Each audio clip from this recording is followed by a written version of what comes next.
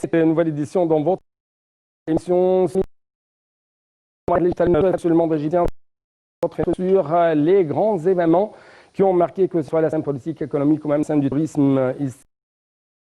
Les derniers jours, très vite, nous allons commencer donc cette nouvelle tournée dans le monde égyptien par les activités présidentielles. Avec plus de précision, on trouve que notre chef d'État, M. Abdel Fattah el-Sisi, a présidé le ministre Dr Moustapha Madbouli, l'assistant du chef de l'État pour les projets nationaux stratégiques, l'ingénieur Chérif Ismaïl, le ministre de l'Énergie, Dr du pétrole,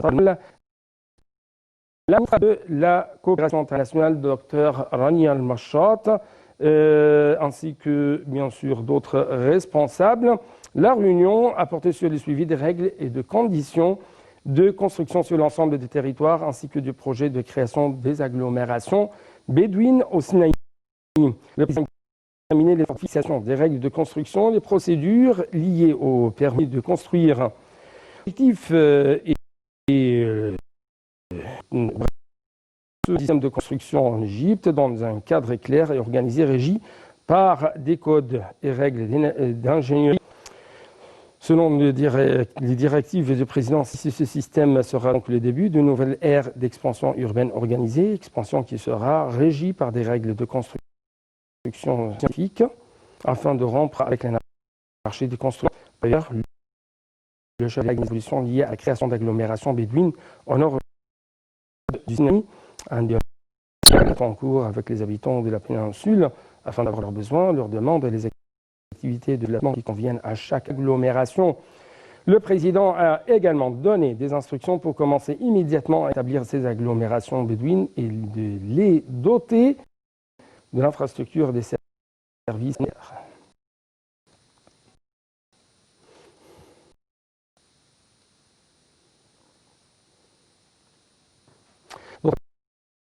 Sisi s'est réuni avec le Premier ministre Dr Moustapha Madbouli, la ministre du Commerce et de l'Industrie, Mme Nivingem, et le chef du bureau consultatif au génie des forces armées, le général Ashraf Al-Arabi.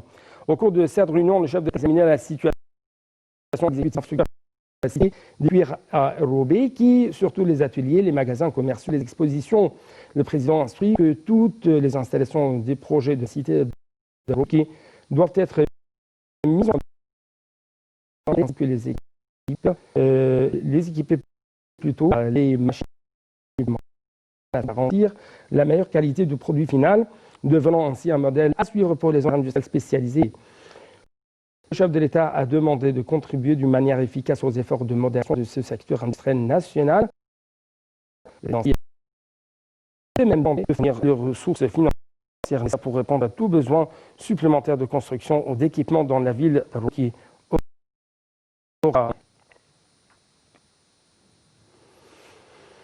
Sur le plan politique, le président Abdel Fattah el-Sisi a reçu les ministres des Affaires étrangères du quartet international, le groupe de Munich concerné par le processus de paix au Moyen-Orient. En fait, le chef de l'État a passé en revue au cours de la rencontre les efforts déployés par le groupe de Munich pour remettre la cause palestinienne sur le banc du salon du Caire. Salam Mahrabi, les explications. Le président Abdel Fattah el-Sisi a reçu les ministres des Affaires étrangères de France, Jean Irian, des Affaires étrangères. Le président a passé en revue au cours de la rencontre et des efforts déployés par le groupe de Munich palestinienne sur leur réunion. Le président a salué le groupe ministériel saluant le quartet égyptien, jordanien, français, allemand qui œuvre à dégeler les négociations du processus de paix. À cet égard, le chef de l'État a mis l'accent au moment actuel sur la nécessité de relancer le processus de paix sur la scène politique nationale, tenant en considération les récentes évolutions sur la scène internationale et régionale. Le chef de l'État a affirmé la poursuite de l'Égypte à déployer des ailes à sable en faveur de la cause palestinienne, considérant qu'il s'agit d'une partie inchangeable de l'éthique égyptienne, et ce, afin de restituer au peuple palestinien ses droits, en s'établissant un État indépendant en fonction des références de la légitimité internationale. Le président Sisi a mis l'accent sur le fait que le règlement de la cause palestinienne change la situation dans la région, de sorte à ouvrir de nouveaux horizons de coopération entre les gouvernements et les peuples, ajoutant que l'Égypte, se basant sur son expérience, opte pour la paix depuis plus de 4 décennies. Les ministres des Affaires étrangères des 4 pays ont exprimé leur appréciation vis-à-vis des efforts déployés par l'Égypte en faveur de la cause palestinienne et de saluer le rôle historique de l'Égypte. Au terme de la rencontre, le président a transmis ses salutations au roi Abdallah II de Jordanie, le président français Macron et la chancelière allemande Angela Merkel. Le Premier ministre Dr Mostafa Madbouli a tenu une réunion via visioconférence avec les ministres de l'Habitat, Hassan Gaza, de la Justice, Omar Marwan, du développement local, Mahmoud Sharawi, et des communications, Amr Talat. En fait, le Premier ministre a fait le suivi de la mise en application du projet national visant à créer un système de recensement et de gestion de patrimoine immobilier et a consacré une carte d'identité à chaque bâtiment. A souligné la grande importance du système de ce recensement du patrimoine immobilier dans la phase actuelle. Le système contribuera à exploiter de façon optimale les biens immobiliers à en créer une carte. Le dit système aidera également le gouvernement à recenser les biens immobiliers, à préserver les propriétés. Il s'agira de créer des codes pour faciliter toute opération liée au bâtiment à travers le pays. Le Premier ministre a fait l'éloge du rôle joué par l'agence pour la mobilisation publique et les statistiques CAPMAS depuis 2017 dans ce projet. Passons donc actuellement à une réunion très importante pour répondre aux besoins des hôpitaux en oxygène médical. Avec plus de précision, on trouve que le Premier ministre Dr Mostafa Madbouli a présidé une réunion par visioconférence regroupant des représentants des entreprises qui fournissent l'oxygène médical et ceux en présence du ministre de la Santé de la Population, Zaïd, du commerce et de l'industrie ainsi que de recenser des parties pertinentes. Le chef du gouvernement a affirmé que cette réunion visait à coordonner les efforts afin de répondre aux besoins des hôpitaux en oxygène médical. Il a souligné que le gouvernement suivait 24 heures sur 24 ce dossier avec le ministre de la Santé de la Population. Selon lui, le président Sisi a donné ses directives d'augmenter nos besoins quotidiens pour être capable de répondre à tout cas d'urgence sur l'ensemble du territoire. Pour sa part, le ministre de la Santé a souligné les défis mondiaux dont le dossier de l'oxygène, notamment au vu de la forte consommation du fait de l'application des protocoles de traitement du problème de distribution.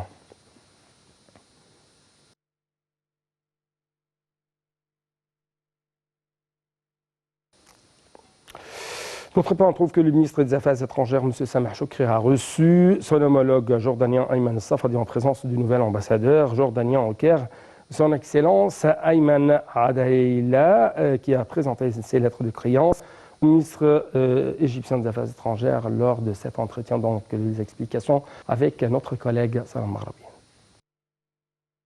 Le ministre des Affaires étrangères Sameh Choukri a reçu son homologue jordanien Ayman Safadi en présence du nouvel ambassadeur jordanien au Caire, Ayman El Adaïla, qui a présenté ses lettres de créance au ministre Choukri l'entretien. Les deux ministres ont mis l'accent sur l'axial des relations bilatérales qu'il y a entre le Caire et Amman, ce qui explique l'importance de consultation et coordination continue entre les deux pays. Ils ont également affirmé l'importance de consolider la cause palestinienne. Il a été fait que M. Choukri a passé en revue dit la contact effectuée par les parties concernées par la cause palestinienne. Les deux parties ont affirmé la convergence de leur vision vis-à-vis des dernières évolutions régionales et internationales, notamment les dossiers syriens, libyens et yéménites. Les deux ministres ont affirmé l'importance d'arrêter les ingérences extérieures destructives dans les affaires des pays arabes, tout en mettant l'accent sur l'importance de parvenir à des solutions pacifiques à ces crises pour assurer la sécurité nationale arabe afin de sauvegarder l'identité des territoires arabes et d'arriver sur la lutte contre le terrorisme. À notre côté, le ministre des Affaires étrangères, M. Sameh Choukri, a examiné avec son homologue allemand Heiko Maas les relations bilatérales, la coopération. Les deux ministres ont examiné les relations bilatérales, les questions d'intérêt commun, la coopération économique et commerciale. Ils ont également passé en revue le dossier libyen à la lumière des efforts déployés par l'Égypte en vue de stabiliser la situation sécuritaire en Libye tout en éliminant le terrorisme.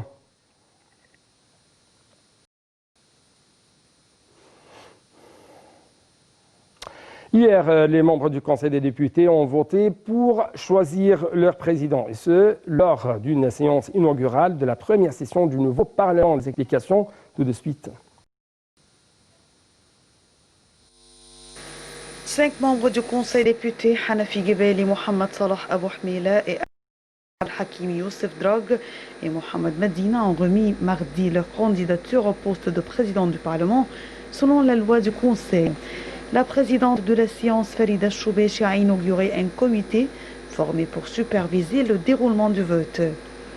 Elle a souligné que ce comité comprend des représentants de partis politiques au sein du Parlement. Les membres du Conseil des députés avaient plutôt prêté serment en 2 phases.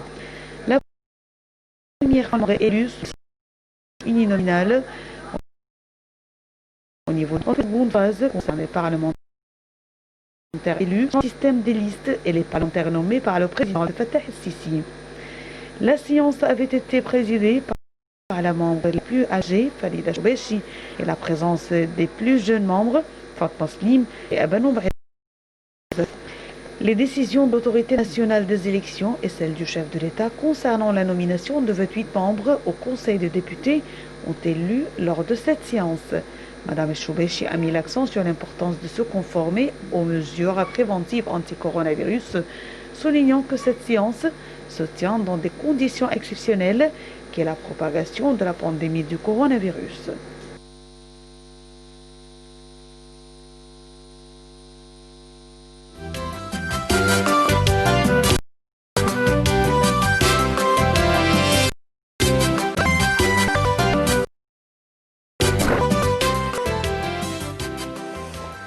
L'économie égyptienne est stable et demeure capable de contrer les répercussions du Covid-19. Ce qu'a déclaré en fait le ministre égyptien des Finances, M.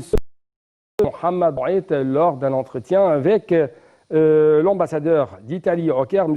Gianpaolo Cantini. Les explications tout de suite avec notre cher collègue Salam Mahrabi. Lors d'un entretien avec l'ambassadeur d'Italie au Caire, Gianpaolo Cantini, ministre des économies égyptienne, et demeure capable de contrer les répercussions du coronavirus. L'application minutieuse du programme de réforme économique et le traitement de la crise du coronavirus a aidé à contrer les répercussions et à atténuer le choc pour que l'Égypte se classe parmi les 10 économies les plus isolées à en 2020, comme l'a rapporté Bloomberg, a signalé M. Maït, ajoutant que l'Égypte a de même enregistré le deuxième taux de croissance le plus élevé au monde, avec 3,5%, conformément au rapport du Fonds monétaire international, le FMI. Le ministre a de même souligné la baisse de la dette du PNB de 108% en 2016-2017 à 88% vers fin juin 2020, ainsi que la réalisation d'un excédent pendant les au début de la pandémie était plus forte qu'il y a 2 ans, ce qui prouve nous sommes sur la bonne voie, a-t-il souligné, indiquant que le gouvernement avait réalisé ses objectifs financiers et économiques fixés avant le Covid-19, ce qui nous a donné plusieurs motifs pour poursuivre la réforme et le développement afin d'améliorer le niveau de vie des citoyens, ainsi que l'effort de soutien au secteur agricole pour donner suite à leurs besoins. M. Maït a affirmé le souci du gouvernement de stimuler le climat d'investissement et d'encourager les investisseurs à élargir leurs activités, ce qui contribuera aux investisseurs et créer des emplois. Le gouvernement, a-t-il noté, aspire au renforcement de la coopération bilatérale avec l'Italie, surtout dans le domaine économique pour le bien-être des 2 peuples, ainsi qu'à l'échange d'expertise internationale en matière de lutte contre le coronavirus.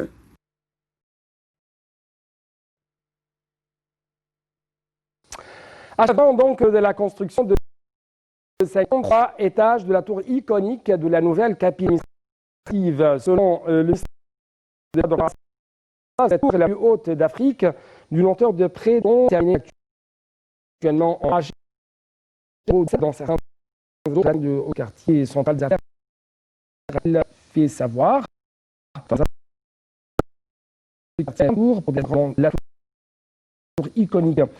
Les investissements dans ce projet ont coûté jusque-là environ 3 milliards de dollars, a-t-il dit, ont été exécutés en coopération avec l'une des plus grandes compagnies chinoises d'entrepreneuriat à l'échelle mondiale. Les travaux réalisés dans 3 universités de l'hôpital ont atteint 90% quartier, s'étend sur une superficie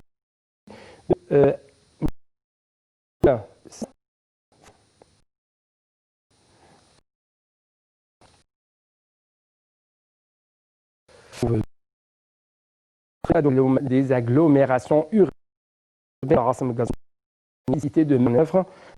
Les directives et l'autorité de développement rapidement la côte nord-ouest, et ce conformément aux principes et critères de optimale des terres à attirer les investissements locaux et internationaux, et ainsi que pour créer des emplois. Dr Ghazal a tenu de tels propos lors d'une réunion de suivi de projet de développement de l'Ouest, en présence des régions du ministère et l'autorité nouvelle agglomération urbaine. Le ministre de l'Habitat a passé en revue les arrangements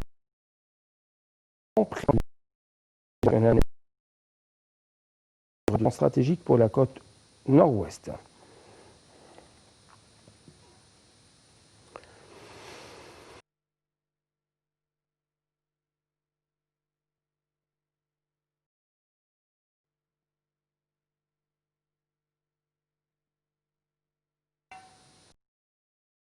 De l'autorité générale de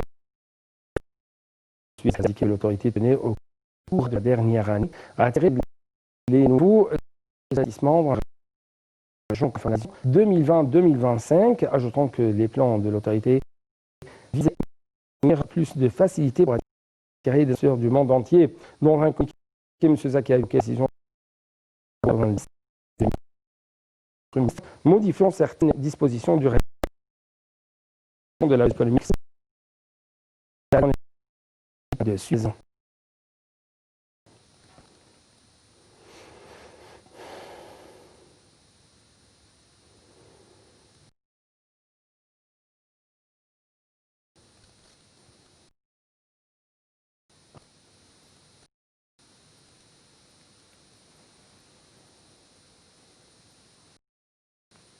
L'agriculture procède à le procès d'une dimension avec des examiner le agricole et les indices de la performance